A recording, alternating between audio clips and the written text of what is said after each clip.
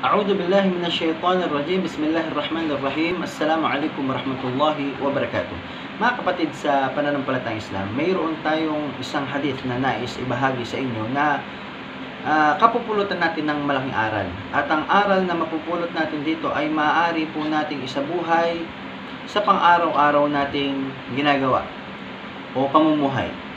Ang hadith na ito ay sinaysay ni Anas bin Malik, tarugdan siya ng Allah subhanahu wa ta'ala. At ang hadith na ito ay isang makatotohanang pangyayari sa pagitan ng mga sahaba at ng Rasulullah sallallahu alaihi wasallam. At ito yung salaysay ng hadith. Kami ay nakaupo kasama ang Propeta Muhammad sallallahu alaihi wasallam at siya ay nagsabi, may darating sa inyo o may papasok sa pinto na yan na isang lalaki na kung saan siya ay mananahan o siya ay taga-paraiso.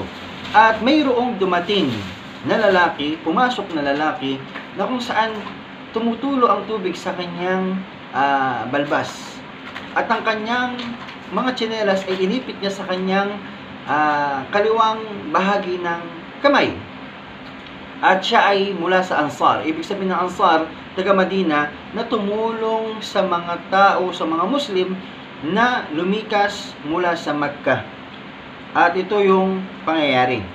At kinabukasan, ganun pa rin yung pangyayari. Nagtipon-tipon ng mga sahaba kasama ang Propeta Muhammad sallallahu alaihi wasallam. Sinabi pa rin ng Propeta Muhammad sallallahu alaihi wasallam na mayroong lalaki na papasok dyan sa pintong iyan na kung saan siya ay mananahan sa paraiso o siya ay taga-paraiso. At walang ibang pumasok na lalaki maliban na lamang kung sino yung lalaki na pumasok nung unang araw na sinabi yun ng Propeta Muhammad sallallahu alaihi wasallam. At ikatlong araw na kung saan nagtipon-tipon muli ang mga sahaba at ang Propeta Muhammad sallallahu alaihi wasallam at sinabi pa rin ng Propeta Muhammad sallallahu alaihi wasallam yung salita na sinabi niya nung unang araw at ng pangalawang araw na may papasok na lalaki dyan at siya ay mananahan o taga-paraiso. At walang ibang pumasok na lalaki doon maliban na lang yung pumasok na lalaki sa una, pangalawa, at hanggang sa pangatlo, siya pa rin. Walang ibang pumasok, maliban siya. Wala nang iba. Ganun pa rin yung sitwasyon ng lalaki. Basa yung kanyang balbas, tumutulo yung tubig sa kanyang balbas, at yung kanyang tsinelas ay ganun pa rin. At nung tumayo na ang Propeta Muhammad sallallahu alaihi wasallam, natapos na ang kanilang pag-uusap, si Amr bin As ay tumayo at sinundan niya yung lalaking yon. Sabi ni Amr bin As sa lalaking yon na sinasabi ng Propeta Muhammad sallallahu alaihi wasallam na taga-paraiso siya, sabi niya, katotohanan nagkaroon kami ng hindi pagkakaunawaan ng aking tatay. At sinabi ko sa kanya at ako'y sumumpa sa Allah subhanahu wa ta'ala na hindi ako sasama sa kanya o hindi ako mananahan sa kanya ng 3 araw, 3 gabi. No? Sinabi ito na Amr bin As. Sabi niya, kung ako ay pahihintulutan mo lamang na manahan sa'yo sa loob ng 3 gabi at 3 araw na iyon, no?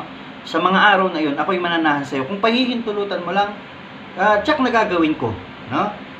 Faqala na'am. Sabi ng lalaki, walang problema. Sige, manahan ka sa akin. Walang problema hanggang sa matapos yung hindi pagkakaunawaan ninyo ng inyong ama. So 3 lang, 3 araw. Dalawang aral ang makukuha natin dito mga kapatid. Ang karapatan ng bumibisita sa isang tahanan ay 3 araw.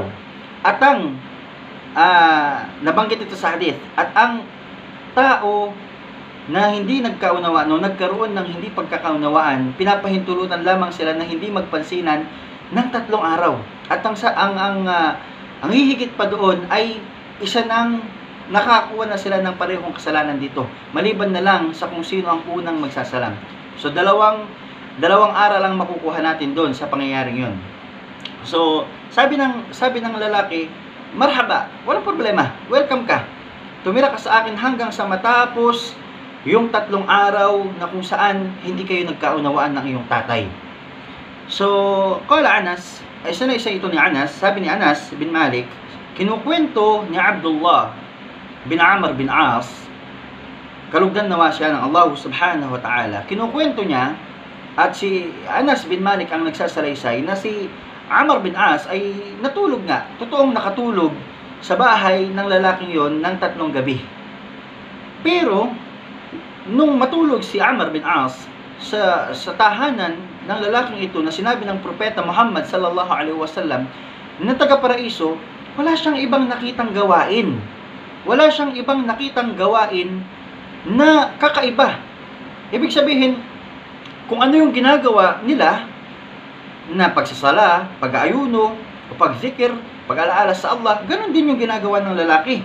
At nakita niya, maliban na lang sa sabi niya, kapag siya bumabaligtad siya sa kanyang higaan, kapag halimbawa nakaharap siya sa kanan, kumaliwa siya o humarap siya, sinasabi niya, siya ay nagzikir sa Allah. Sinasabi niya, la ilaha illallah. Meron siyang mga zikir na sinasabi sa bagay na yun. Pero sa iba pang mga gawain ay pareho lang. Wala siyang ibang ginagawa. Hindi nga siya tumatayo sa gabi para magsala. Hanggang sa hinihintay lang niya yung Salatul Fajr. Salatul Fajr para siya ay magsagawa ng sala ng Fajr. At dito, mga kapatid, sa pananampalatayang Islam, ipinagpatuloy ni Anas bin Malik ang salaysay. So ganun pa man, sabi niya, wala akong ibang narinig sa lalaking ito na sinasabi niya maliban na lamang sa mga kabutihan. Noong matapos na yung 3 araw o 3 gabi na pananahan niya sa lalaking ito, siya ay magpapaalam na siyempre, no? Kasi 3 araw lang usapan nila. So hindi mawala sa isip ni Amr bin As na walang kakaiba na ginagawa ang lalaking ito. So, hanggang sa bago pa man dumating sa punto na maliitin ni Amr bin As ang kanyang mga gawain, sinabi na ni Amr bin As yung katotohanan. Sinabi na ni Amr bin As yung katotohanan. Kasi bago pa dumating sa punto na maliitin ni Amr, kasi wala siyang ibang napansin eh. Walang napansin si Amr bin As na mga gawain na kakaiba. Kumbaga pareho lang sila. So, sabi ni Amr bin As, bago ko maliitin, o bago dumating sa punto na mamaliitin ko yung kanyang mga gawain, sasabihin niya na yung totoo.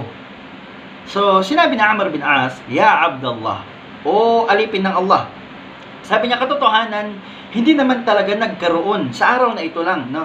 Hindi nagkaroon ng hidwaan o ng galit sa pagitan ko at sa pagitan ng tatay ko. At hindi niya ako pinalayas. Walang nangyaring ganun, no? Walang nangyaring ganun. Walakin sami'tu Rasulullah sallallahu alaihi wasallam. Ngunit narinig ko ang propeta Muhammad sallallahu alaihi wasallam yaqulu laka 3 mirar, na nagsabi sa iyo ng 3 beses. Sinabi niya, mayroong darating na lalaki o mayroong papasok na lalaki diyan na siya ay taga-paraiso. 3 beses niya sinabi yun, at 3 beses ka ring pumasok. Ikaw, walang iba. Sabi na Amr bin As, walang ibang pumasok na lalaki doon maliban lamang sa'yo. Ito yung naging dahilan kung bakit ako, sabi ni Amr bin As, kung bakit ako ay nagnais na matulog sa iyong tahanan, manahan sa iyo ng 3 gabi upang malaman o alamin ko kung ano yung bagay na naging dahilan bakit ikaw ay nasabi ng propeta Muhammad na taga-paraiso.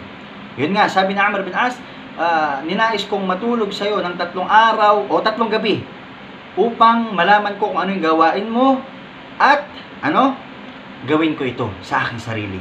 Ngunit, sabi niya, wala akong nakitang maraming gawain sa iyo o wala akong nakitang kakaibang gawain sa iyo. Pareho lang tayo ng ginagawa. So, ano kaya yung naging dahilan? Bakit nasabi ito ng propeta Muhammad sallallahu alaihi wasallam? Bakit dumating sa punto na sinabi ng prophet Muhammad sallallahu alaihi wasallam na ang papasok diyan taga-paraiso at ikaw yung pumapasok, samantalang yung gawain mo at gawain ko pareho lang? Yun yung sinasabi ng Amr bin As. Sabi ng lalaki, sabi niya, kung ano yung ginagawa ko, nakita mo. Kung ano yung nakita mo, yun lang ang ginagawa ko. Anong sinabi ito ng lalaki, tumalikod na si Amr bin As.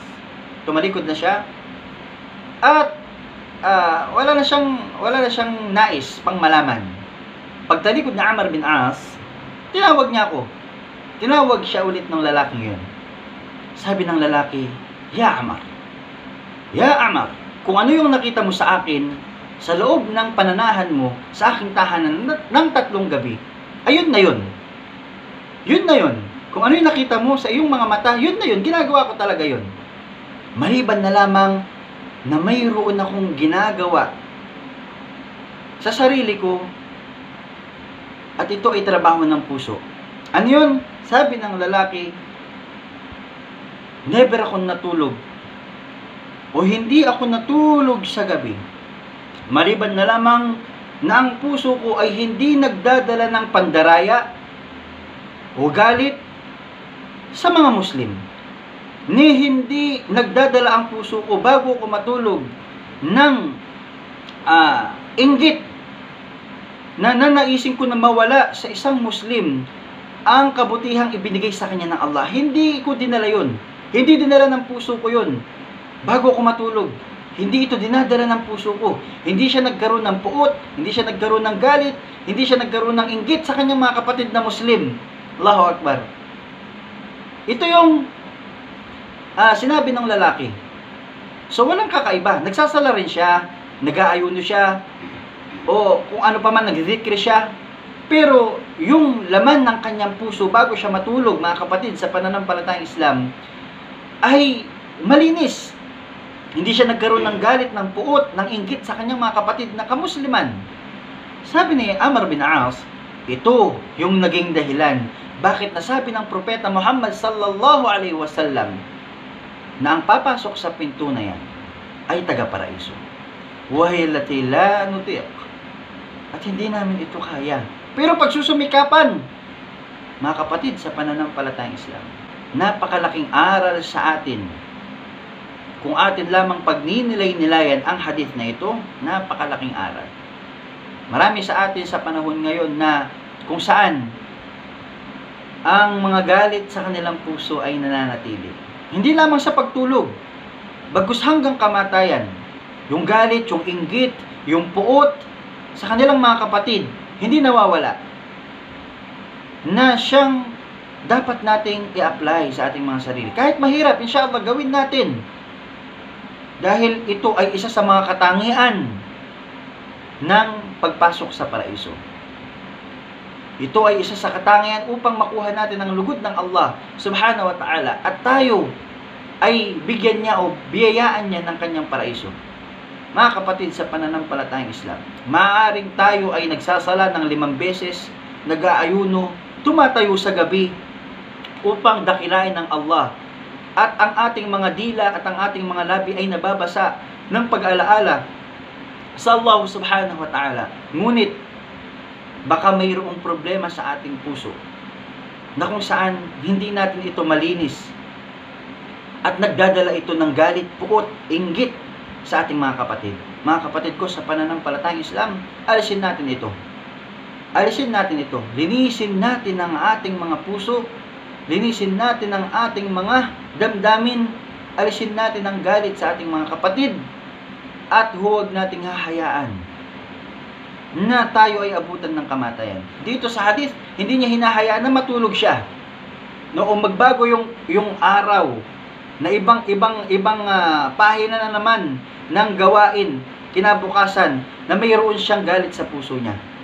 So sa atin marami, uulitin ko, marami sa atin, hindi lang pagtulog, hanggang kamatayan, marami nagdadala ng puot at galit sa kanyang kapatid. Allahu Akbar. Mga kapatid ko sa pananampalatayang Islam, sana ay napulutan po natin ng aral ang hadith na atin na isalaysay ngayong araw na ito, at gawin natin itong pattern, o gawin natin itong dahilan, insyaAllah, upang tayo ay magkaroon ng pagpapatawad o maalis ang ating inggit sa ating mga kapatiran, at nawa ay gabayan tayo ng Allah, at tayo kahabagan ng Allah, at tayo ay kaawaan ng Allah.